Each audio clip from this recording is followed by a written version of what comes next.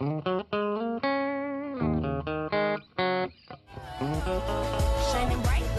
tardes, Buenos Aires. Buenas tardes, Brasil. Yo soy Grace Maia, hablo de Buenos Aires y hoy tengo el placer de recibir Cláudia Wolff, un día tan especial como el Día del Escritor, una figura de relevancia en la literatura contemporánea argentina. Muchas gracias por venir. No, muchas gracias, Grace, por invitarme. Wow, estuve pasando súper bien en un viaje que tengo la sensación residual todavía de, wow, leí algo que me tocó y me afectó y realmente es una descubierta. Bueno, tu última novela es El ojo y la flor. Sí. Contanos un poco cómo es que tu primera novela es Medio Grado de Libertad en 2003. Después viene la trilogía Pinchonas y El Rey del Agua y terminando con El Ojo y la Flor. Cláudia, empezaste a escribir un poco después de pasar por otras profesiones, ¿no? Como pasaste por astrología, gastronomía, pero siempre estuviste en un medio literario. Tu abuelo es una figura, o papa del guión en Argentina. Estuviste siempre en un medio literario, pero empezaste un poco tarde. ¿Qué fue esta epifanía que te hizo empezar a escribir? Bueno, quería primero decir que, como vos bien dijiste, es un día especial para los que escribimos.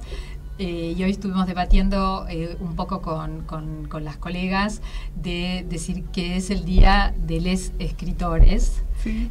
Para hacer de este día un día inclusivo. Claro. Y no dejar a nadie afuera. Así que bueno, sí, es un día importante para nosotras, nosotres.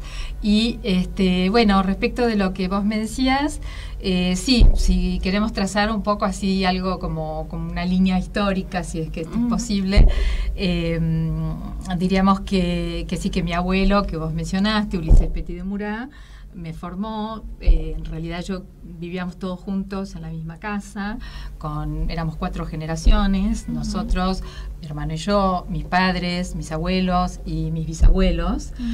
Por lo tanto, era una casa donde mis padres podían entrar y salir, y la verdad es que la dedicación realmente en la crianza la tuve de mi abuelo y mi abuela, en particular de mi abuelo, por esta cuestión de que, bueno, cuando un abuelo detecta que una nieta le interesa la lectura, con semejante biblioteca que tenía él, para mí era un mundo, y verlo escribir tan serio, con su máquina de escribir, pero a la vez siempre con una sonrisa, alguien que no era un problema interrumpir, que siempre uno era bienvenido en su escritorio y se disponía de los libros libremente, de tal manera que él, bueno, se entusiasmó también y me hizo como un programa de lectura-escritura desde muy chica. Así que bueno, tuve esa educación. Yo siempre digo, bueno, no fui a ningún taller, no estudié, no tengo estudios académicos formales, pero tuve una escuela, un poco a la vieja usanza, de un gran escritor que, como vos dijiste, fue uno de los guionistas más importantes que tuvimos de todo lo que fue el cine de los años 40, del cine épico. Y bueno, Los Prisioneros de la Tierra. Los Prisioneros de la Tierra, que es una película de la cual uno se puede enorgullecer aún hoy en día, porque contaba toda la problemática de las tabacaleras y de un punto de vista muy interesante. Así que otras eran tal vez más formales. Esa fue una película muy interesante. Y bueno, y tuve la suerte de crearme con alguien que amaba las letras y que además era muy divertido y hacía todo muy ameno y a la vez muy filósofo y muy profundo. Y a mí me generó, además del amor por la literatura, también una especie de absurdo optimismo a ultranza, ¿no? Como digo, a pesar de que escribo distopías, como habrás visto en la última parte, en El Ojo y la Flor, en el final, persigo un poco esa isla que nunca se alcanza, que es la utopía, y hago también un planteo un poco distinto a lo que es siempre una visión un poco triste, apocalíptica del mundo en que vivimos. Sí. Bueno, el libro tiene El Ojo y la Flor, empieza con el libro de Juana, que tiene una sintaxe y una manera de poner las exclamaciones, diálogo. Todo esto es un poco delirante de alguna forma, y después termina, como bien dijiste, hablando, cuestionando el darwinismo, esta lectura aberrante que se hace de Darwin, y criticando Spencer de alguna forma, toda esta remetencia política, ¿no? Cuando vos escreves, vos sentís que escreves o que ciencia ficción, una novela política, o no pensás de esto y te sale. Bueno, en el momento de la escritura no pensás en qué va a resultar, ¿no? No hay una intención en cuanto al género. De hecho, siempre pienso que me complico mucho y complejizo demasiado, tal vez. Puede encontrar en ciencia ficción. Pero después lo que se encargan un poco digamos, de poner el género en cuestión, son más las críticas, los que reseñan, los lectores. Y entonces, sí, por ejemplo, ya El Rey del Agua, por toda la parte que tiene cibernética, o sea, tiene por un lado mucho de Tigre, el lugar donde yo vivo, de los ríos, del agua. Ya es también, por supuesto, un planteo biopolítico porque habla de los recursos, ¿no? De los gobernantes. También hay un padre de las chicas, de estas dos hermanas que van a transcurrir, digamos, por las 600 páginas más o menos, desde Pichonas hasta El Ojo y la Flor. Esas dos hermanas tienen un padre que al principio creen que sí, saben que militaba, pero creen que ha muerto en el norte del país, y finalmente a lo largo de las trilogías se van a ir enterando qué pasó. Entonces, sí, entre digamos, la incursión en la temática de los recursos, te diría que hay sí una intención, tal vez cuando lo estoy escribiendo, digamos, biopolítica en el sentido de la observación del propio territorio y de pensar el lugar donde uno vive, en el cual yo estoy inmersa y me importa y me siento, digamos, tigrense, y me siento, como yo llamo, en el territorio líquido, ¿no? Donde los ríos, donde los humedales, donde todo lo que nos importa y lo que hace a esa región y nos define está muy maltratado. Entonces, digamos, está eso, que tal vez sí es la parte más consciente, pero fíjate que después, por ejemplo, ya en El Rey del Agua, me deslizo hacia la web profunda y hacia la cibernética, y ahí la parte de la ciencia ficción, que ha sido efectivamente catalogado como ciencia ficción. Sí.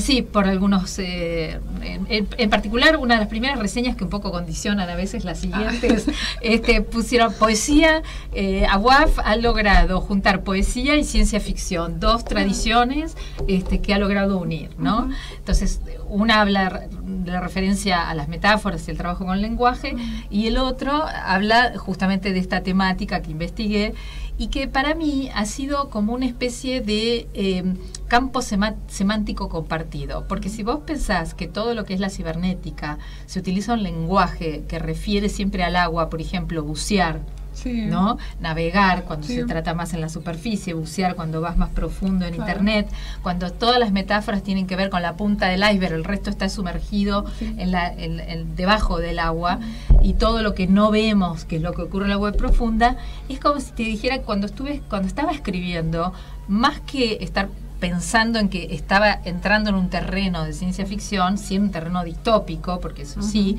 pero de ciencia ficción, con la tecnología y demás, es como que me fue arrastrando el mismo campo semántico del agua, ¿no? Entonces estaba tratando el agua, el territorio líquido, y de pronto comencé a hablar con el mismo lenguaje para la otra hermana que trabaja en una network y que justamente lo que le sucede es que empieza a bucear en esa red prohibida, utilizando el mismo lenguaje. Me transportó el campo semántico. Genial. Hablando de campo semántico, hay muchas referencias como a la Segunda Guerra, creo que la quinta de Mashevitz, a algún momento él habla de la ruta de la seda, a algún momento tiene la Nueva Ensenada, funciona un poco parecido al esquema de un campo de concentración o entre guerra, que no está muy definido. En este sentido, no es muy apocalíptico, como si volviera a hablar de un tema que está muy actual, que son las cuestiones que justificaron el objetivismo de Spencer, frenología.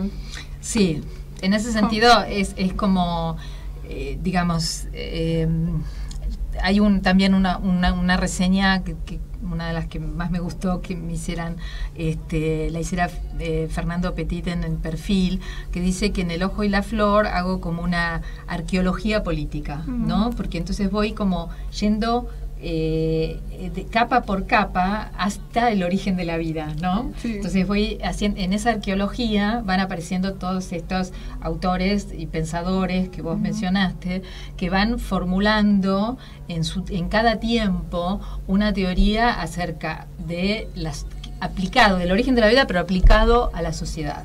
Sí. Y esto es un poco lo que yo cuestiono. Yo digo, bueno, a ver, ¿podemos contarnos otra saga de origen evolutivo o siempre vamos a pensar que nuestro destino es la lucha sangrienta que planteó Darwin y que después se usó en el darwinismo social y que seguimos hoy inmersos en esa misma idea de que la única manera de sobrevivir, y esto está inserto en cada uno a fuego, que es un pensamiento de que tenemos que competir, ganar y eventualmente matarnos unos a otros, porque es la lucha y la ley del más fuerte. Y que es la única manera de sobrevivir. Entonces, en esa arqueología que, digamos, utilizo, por un lado, una ficción distópica, armando, como decías vos, en Nueva Ensenada y en los distintos lugares, voy armando como sociedades. Acá en El Rey del Agua hay un tigre como un poco vintage y un poco futurista.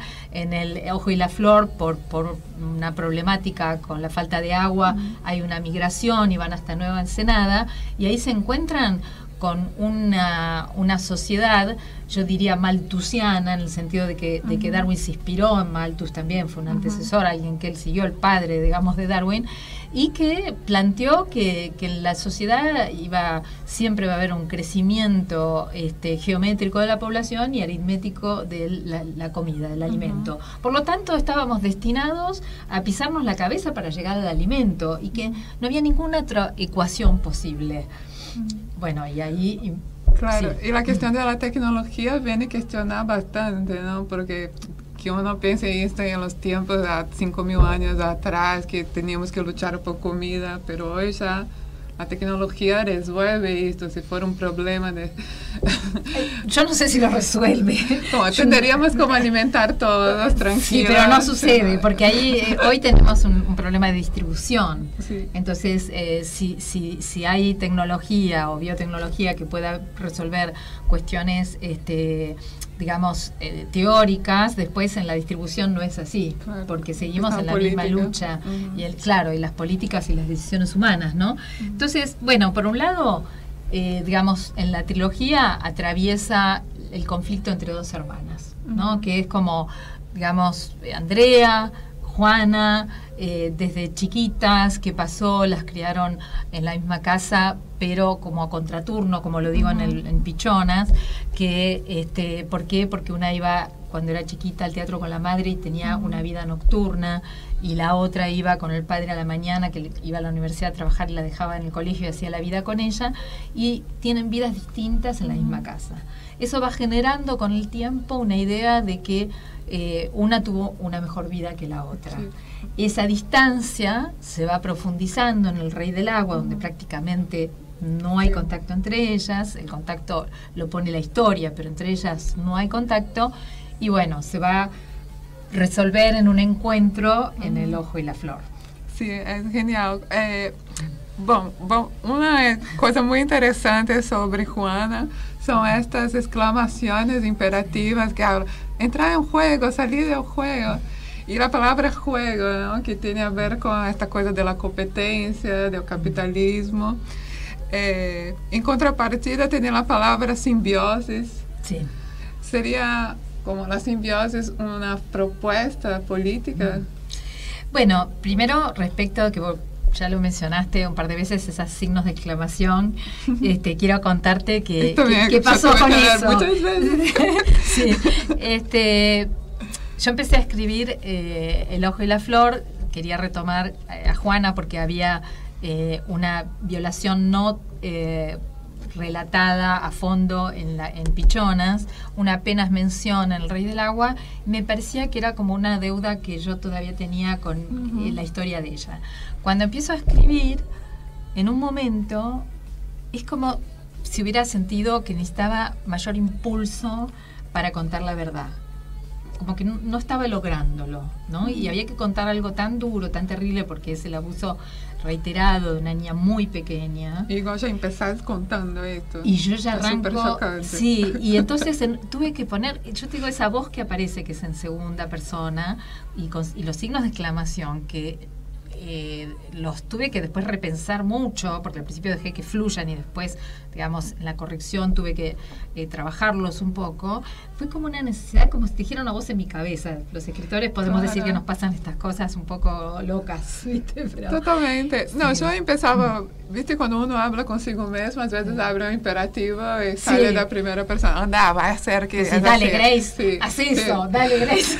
Pero después ella habla de las voces de las mujeres. Sí. Y bueno, como yo no tenía exactamente cómo tenía ese pasado, el tránsito de ello, yo no sabía cómo, este es un delirio, este es de la bueno, de la igual está bien que no sepas y que hacia el final es como que te vas enterando más de qué se trata esa voz. Claro. Pero esa voz imperativa es una voz que no juzga, pero que insta a contar la verdad, ¿no? Sí. Que no, y además...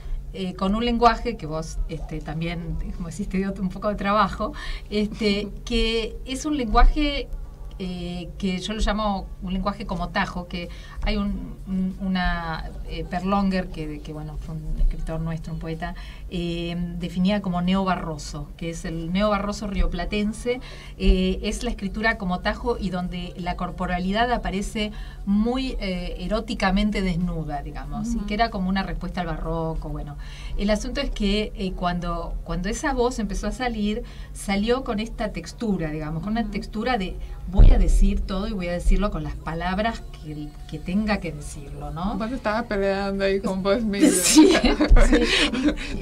No fue yo que hablé. No, es que realmente yo te voy a decir que escribir es el primer libro, el libro de Juana, fue duro.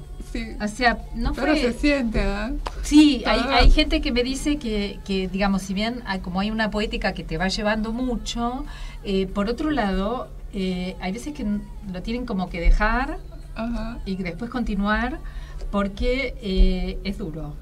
Sí, yo como empecé con el libro de Juana, entonces cuando terminé el libro de Juana y entré en otro, yo pensé, este fue un momento que él escribió este libro y es con un lenguaje muy específico de este momento, exacto, una sintaxis específica, porque en los otros momentos ella dije o habló para sí, o tiene o itálico, tiene la referencia de qué son las voces, pero este libro es así, una sintaxis de algunas frases sueltas que son súper fuertes. Sí, así fue escrito, era una necesidad para el libro de Juana, para contar, como te digo, un abuso con, digamos, con todo lo que hay que decir, ¿no? O sea, todo lo que vive esta nena y que después, bueno, vamos a ver las consecuencias que le trae. Ahora, esta voz, después cuando habla de las voces de las mujeres, en realidad es como un lugar hacia donde escapa Juana y como no habla, porque viste que llega un momento que dice, bueno, silencio, fuera del juego, ahora no habla, ¿no? Entonces, bueno, esto es una consecuencia de la temática del decir o no decir en el abuso. Es decir, ella no puede decirlo, no sé si recordás una parte donde ella está en una fiesta con la madre y que intenta decirlo y que la callan, ¿no? Entonces ella dice, bueno, yo no puedo usar palabras que parece que los derriban a los adultos, estas palabras. Yo no estoy entendiendo. Es como esta cosa cuando sois niño y que sabe que los adultos tienen esta cosa que no entendés. Sí. Y ella no entiende que su problema es una violencia que le está sufriendo, ¿no? Tiene porque no tiene palabras para decirlo, y cuando intenta decirlo la callan, la silencian. Entonces, finalmente el lenguaje para ella es una trampa, o sea, queda silenciada, pierde el habla, pierde el lenguaje. Entonces, ¿qué hace con, viste? Es un poco, ahora se me acaba de ocurrir, es una imagen muy simple, pero tal vez se puede entender así también, que es cuando una especie de amigo invisible, claro, ¿no? Como que entonces ella empieza a hablar con mujeres, ¿no? Antiguas, contemporáneas, chinas, matemáticas, mujeres célebres, y todas esas conversaciones que ella tiene, que el lector puede decidir que son reales o que son Yo imaginarias. pensé ser medium. Y también podría ser como que ella es una medium porque se le ha despertado claro. algo muy particular en ese mismo silencio, o sea sí. que también podría ser perfectamente que ella conecta con algo superior, sí. Pero fíjate que a mí personalmente eso cuando lo escribí, cuando me aparece, digamos, esto, sí.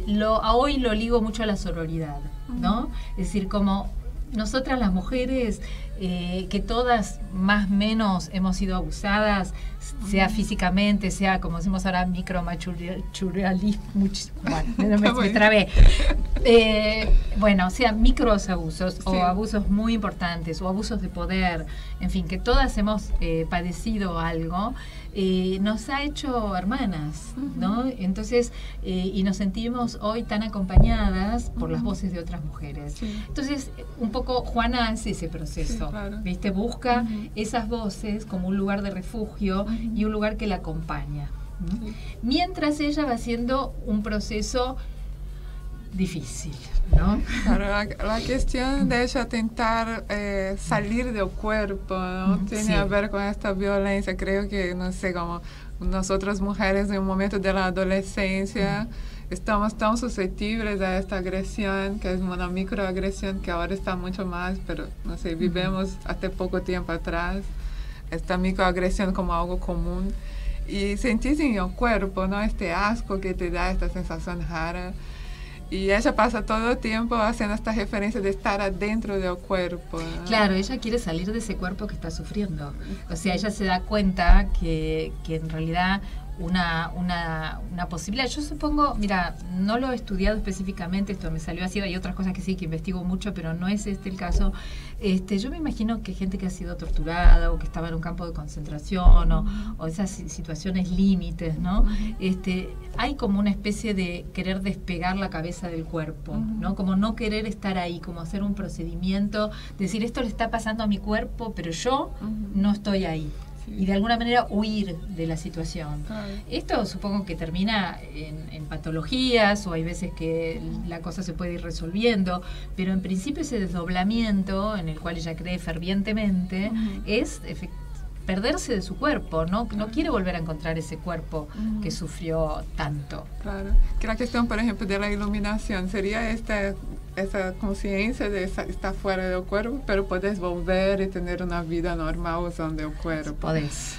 Pero ella habla, no tiene migas en el camino, ¿no? Esta cosa de también se perder y no lograr volver como una patología de trauma. Ahí sí ahí sí investigué un poco en cuanto a viste que yo menciono el hipocampo, después lo pongo más poético, el caballito de mar y demás, porque esto sí lo estudié un poco, investigué que hay ciertas patologías que directamente cuando uno estuvo en cautiverio mucho tiempo, le pasó un sufrimiento muy grande, el hipocampo es como un pequeño órgano que es quien nos dice conscientemente dónde está nuestro propio cuerpo y que justamente ese órgano directamente puede comenzar a arruinarse biológicamente, como achicharrarse, se dice, digamos, como un órgano que no resiste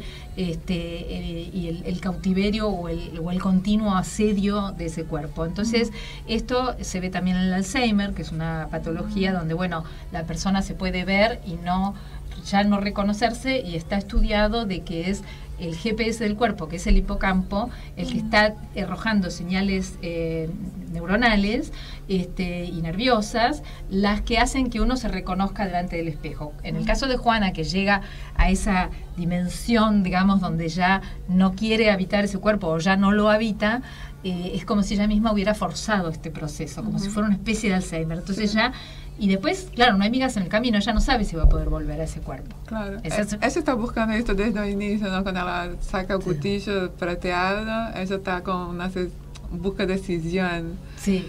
Y bueno, la tecnología, como vemos hoy, que esta cosa de se meter ahí en la red, no hace ni falta ser la deep web, ¿no? Tipo Facebook, puede se meter, ayuda a ella a se perder, ¿no?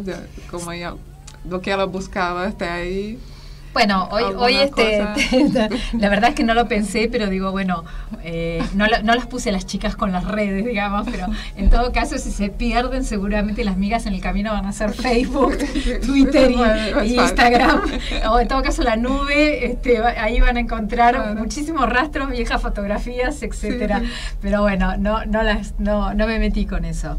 De todos modos, bueno, vos habías mencionado antes el tema de la propuesta respecto de esto que hablábamos de los orígenes y la arqueología política y cómo replantear una saga de origen, ¿no? Y yo me lo pregunté, digo, a ver, ¿hay alguien que haya pensado en la posibilidad de hacer un relato que no tenga que ver con la lucha sangrienta?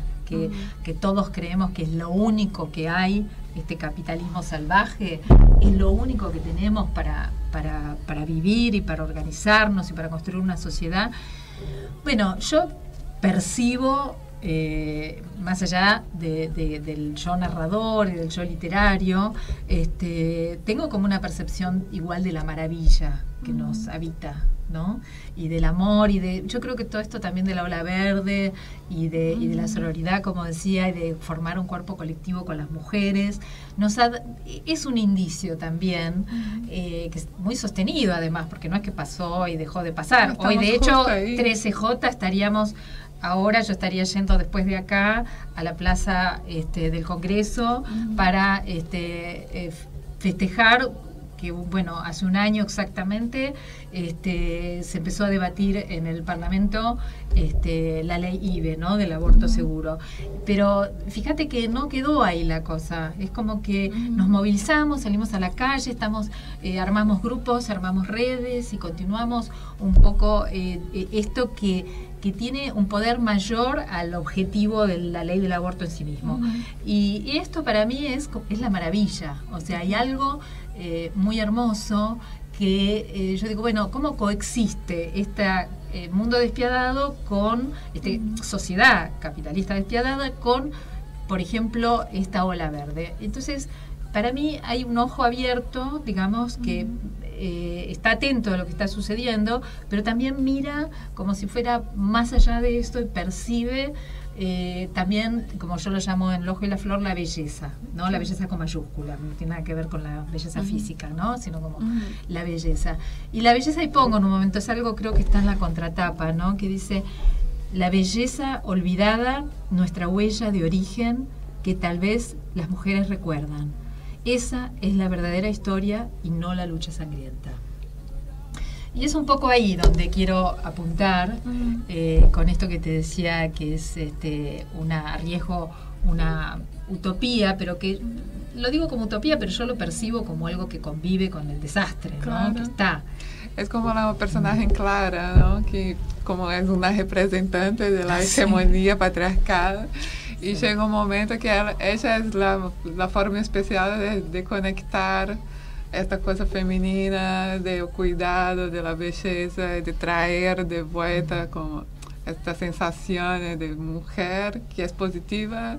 Ella hace esa transformación, ¿no? Porque al principio, claro, estaba así, cuando ella apareció, yo tipo, Dios, de esta chica. Esta chica que viene para hacer, ¿no? Porque en realidad es como una fan. Ella dice que Darwin es su Maharishi, ¿no? Ella dice, una fanática de la tabla de la relación de las especies. Es una típica tipo acuariana cuando se ataca, tipo, vamos a salvar el mundo, ya sé cómo es.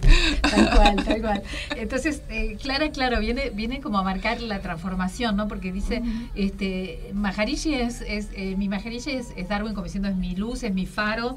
Incluso ella, medio psicópata, cree que puede incidir en la tabla. Viste que hay una escena que agarra un gato, por ejemplo, como le salva la mano al gato, entonces cree que imprimió una deuda, ¿no? Como es el mundo, como nos manejamos. Con el vecino también. Con el vecino. Entonces todo ella lo maneja, bueno, entonces ahora porque yo vine acá, yo te debo a vos. Entonces todo en deuda, no en sororidad, en compartir, como vos dijiste antes, en recibir amorosamente, no.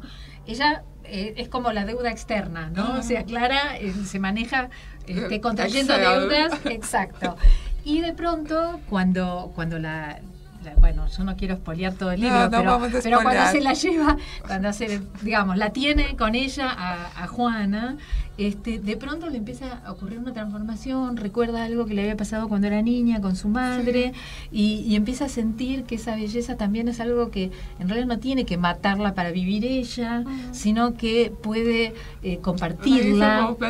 Todas volveron, ¿no? En este momento. Es bellísimo. Bueno, como es una trilogía, no entiendo cómo vos escribes.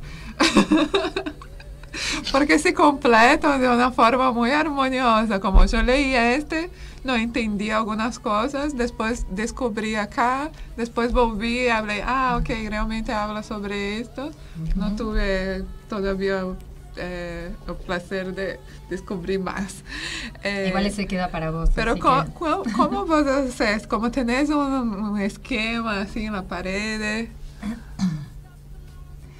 Un esquema en las paredes, ok. Para no perder. Claro. Bueno, de todos modos, vos pensás que no es una trilogía al estilo Harry Potter, digamos, o viste que son esas sagas, o como ahora. Pero está muy equilibrada. Están equilibradas. Imaginé un mapa en la pared. Sí, bueno, hay mapas. Sí, hay mapas. Pero digamos, no es como una serie de Netflix que viste que para acá y tiene que exactamente. No, de hecho, las cosas que no entendés te causan placer. Porque funciona como esta extrañeza que estás en este territorio de agua, combina. Pero hay mapa. O sea, la verdad es que vos pensás que yo no tenía, es una trilogía involuntaria, yo no tenía un plan de escribir una trilogía. Wow. Escribí la primera y sentí que faltaba. Escribí la segunda y dije, esto no terminó acá. Pero no hubo un plan inicial. Pero sí, por supuesto, que hay momentos que tuve que hacer line times, o sea, líneas de tiempo, tuve que hacer líneas de escenas, tuve que ver paisajes con tiempos, con edades, con conflicto, con las distintas investigaciones que había hecho para trabajar los distintos escenarios y las distintas problemáticas, la venta del agua en uno, la falta de agua en otro, cómo había sido Maschwitz en la primera, con todo ese club de tiro al pichón. Bueno, hay personajes además verídicos, en cada una hay un personaje que es verídico y que existe.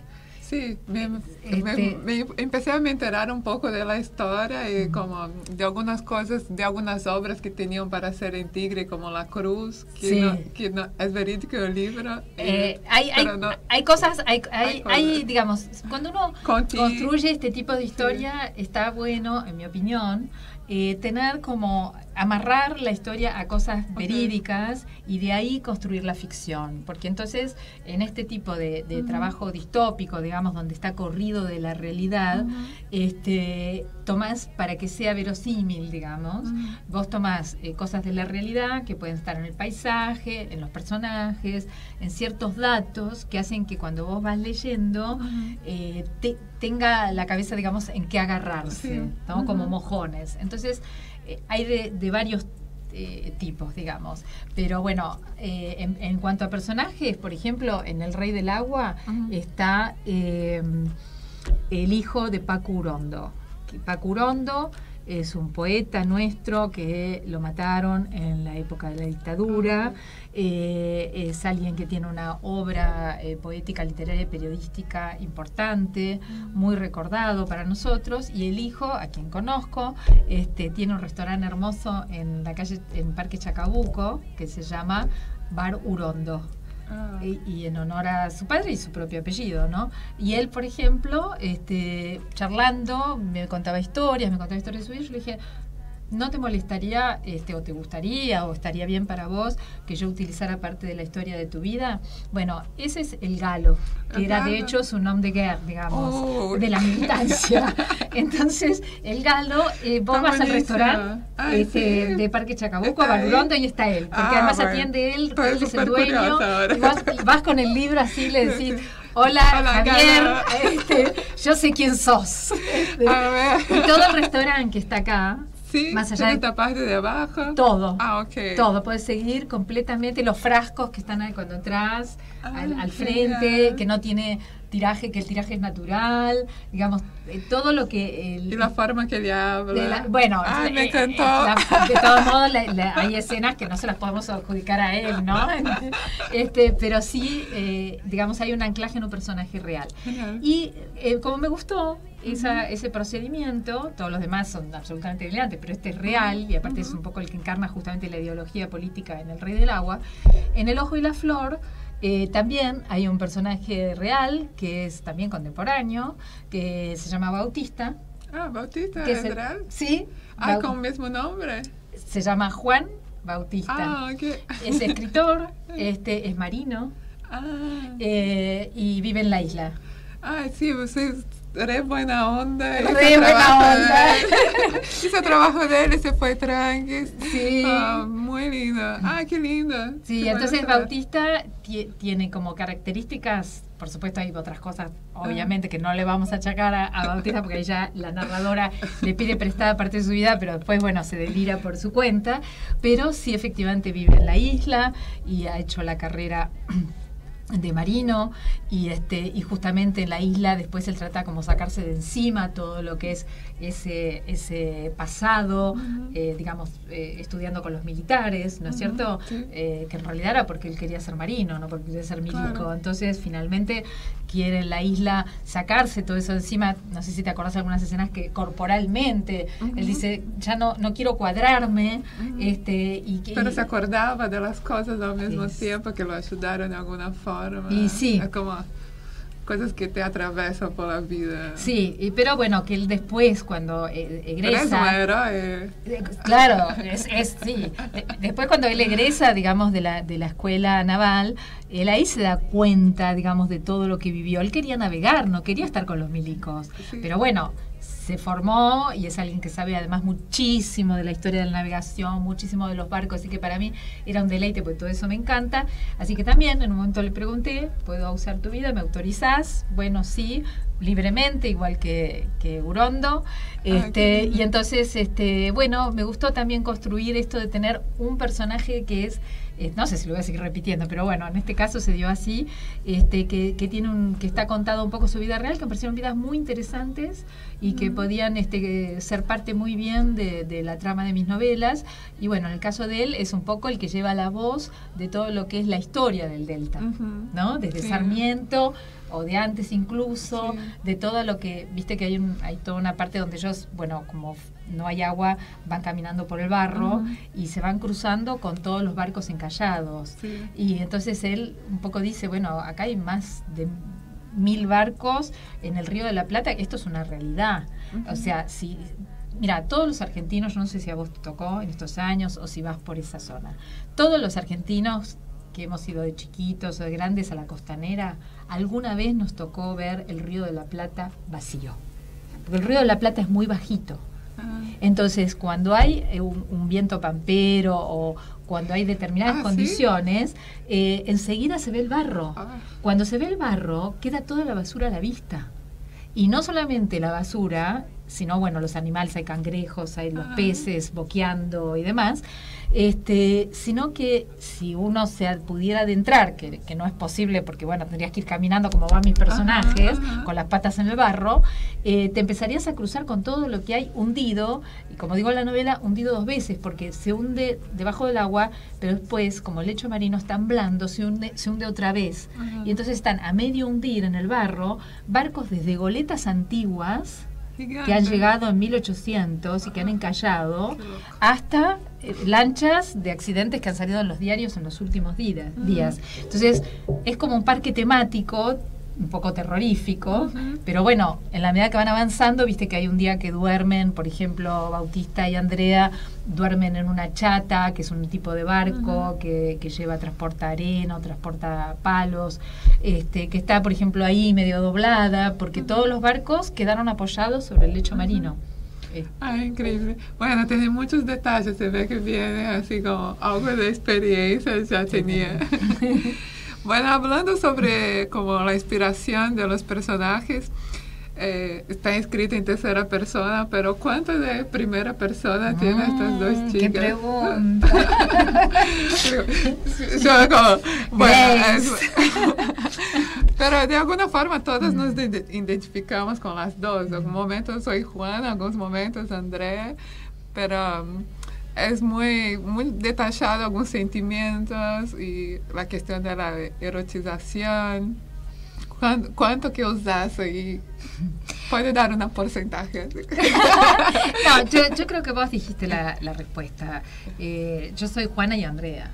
No sé, soy un poco de cada. Vos viste que es como dos caras de la misma moneda, ¿no? Entonces yo creo que en ese sentido, humanamente, me puedo hablar como una persona, una mujer común, digamos, que ha sentido miedo, que se ha sentido abusada, que ha querido huir de su cuerpo, y también está la Andrea, que es un poco la que decide construir su propia épica y sale para adelante, y bueno, en realidad yo creo que puedo describirme, y ahí me voy a apoyar un poquito en lo astrológico, como que al final soy de Capricornio, como una gran trabajadora, digamos, en todo lo que he hecho, he puesto muchísimo trabajo, y en ese sentido soy más de armas tomar como Andrea, que sabe navegar, que sabe subirse a una lancha, que sabe utilizar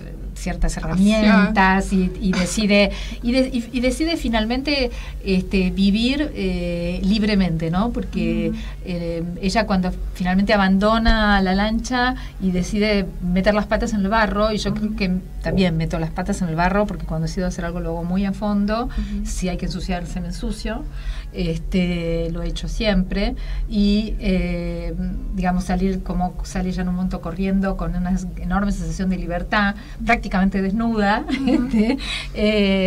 y sin avergonzarse de su cuerpo, pero todas estas cosas son y han sido un trabajo también, ¿no? Porque digamos, sin entrar absolutamente en la anécdota personal, como te digo, todos hemos sido más o menos abusados. Mi padre no era una buena persona, falleció cuando yo era bastante joven, tenía 30 años, pero no era una buena persona, una persona violenta. Que, digamos, me identifiqué totalmente como desde esta sensación del padre y después todas las personas que se acercan, ¿no? Sí, y tuve que también generar como recursos internos para sobrevivir a esa situación. Un padre violento con mi madre, un padre violento conmigo, abusivo, que la verdad que es el tirador del tiro al pichón, que es un deporte que él practicaba. Había un club que después se prohibió, pero en la Argentina llegó hasta los años, ya no me acuerdo, 70, 80, que se practicaba tiro a palomas, ¿no?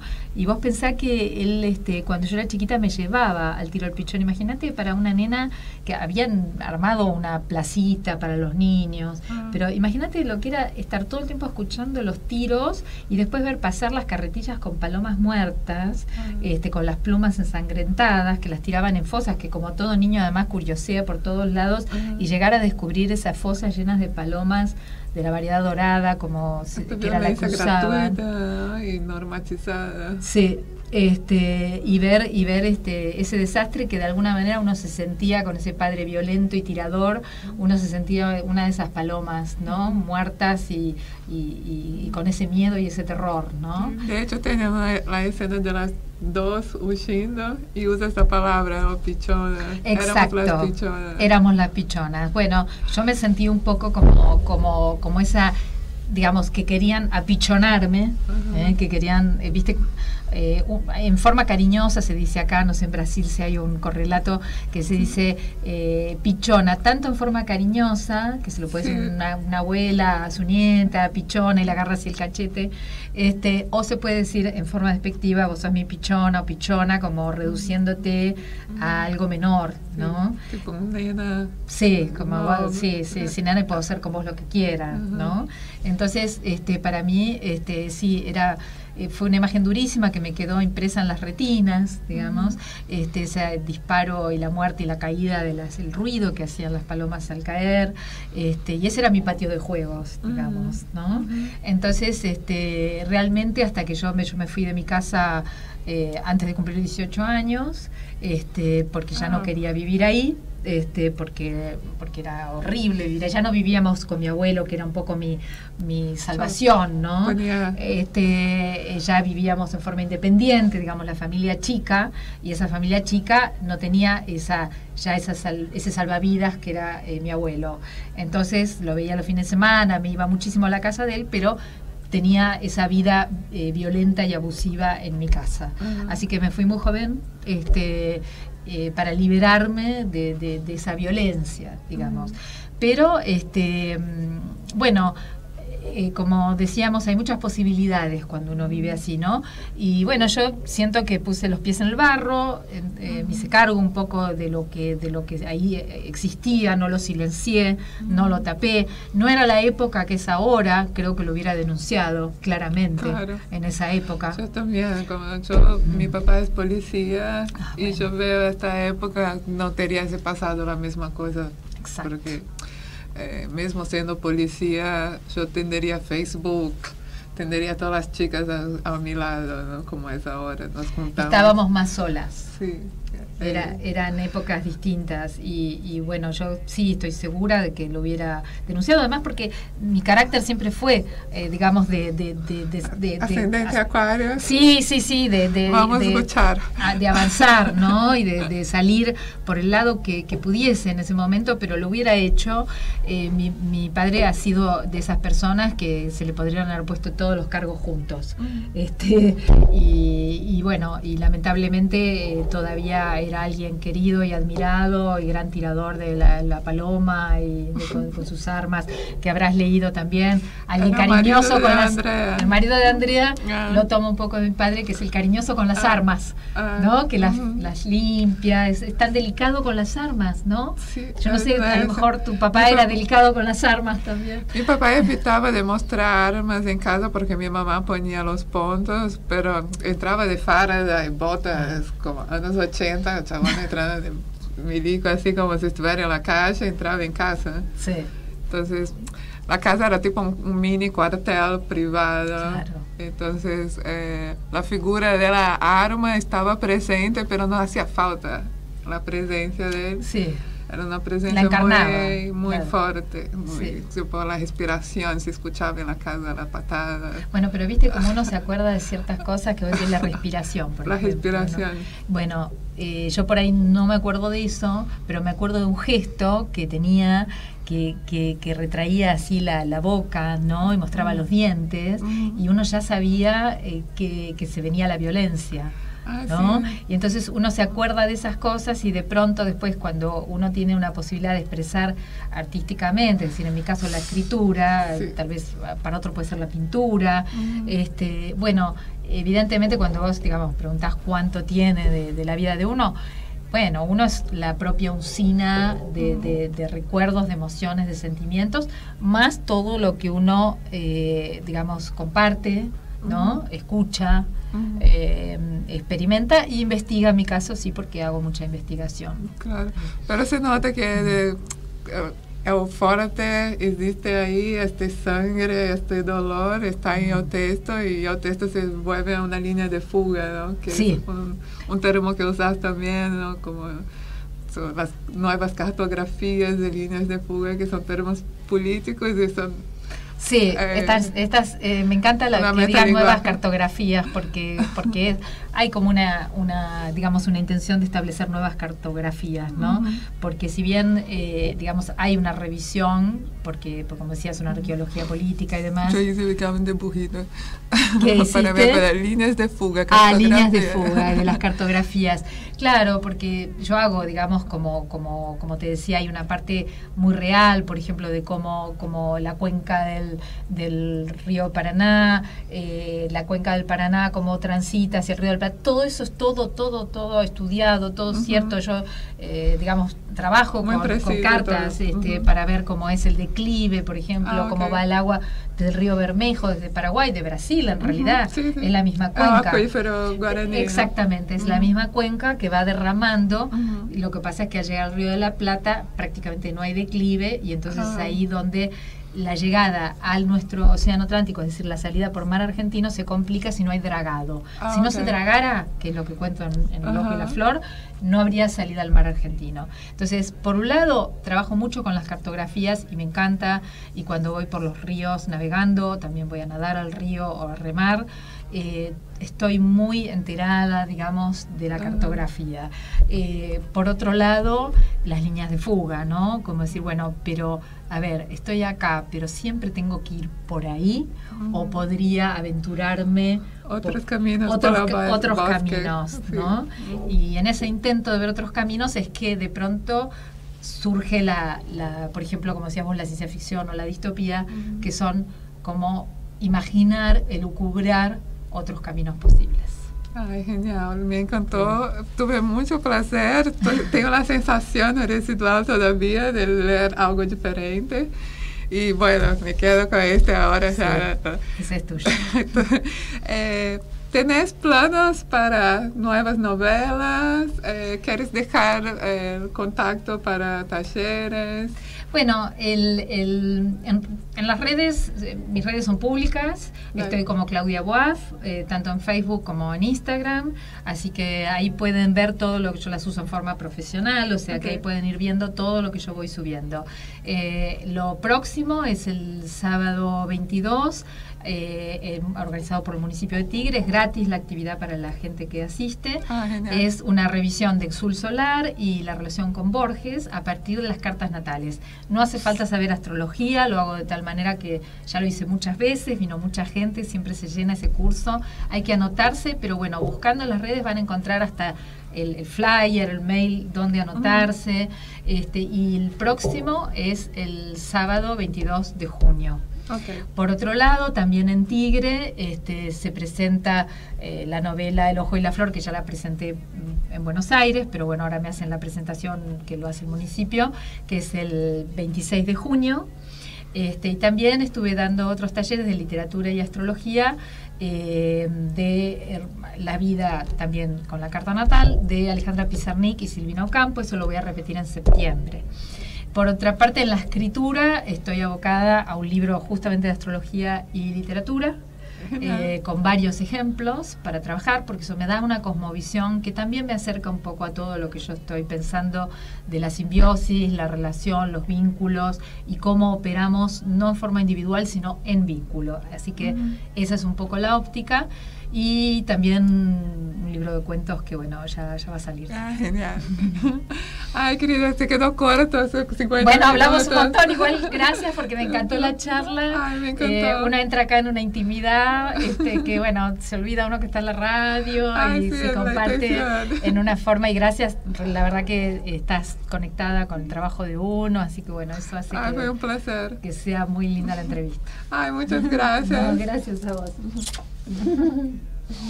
Bueno. Chaucito, muchas gracias. Shine bright like a diamond.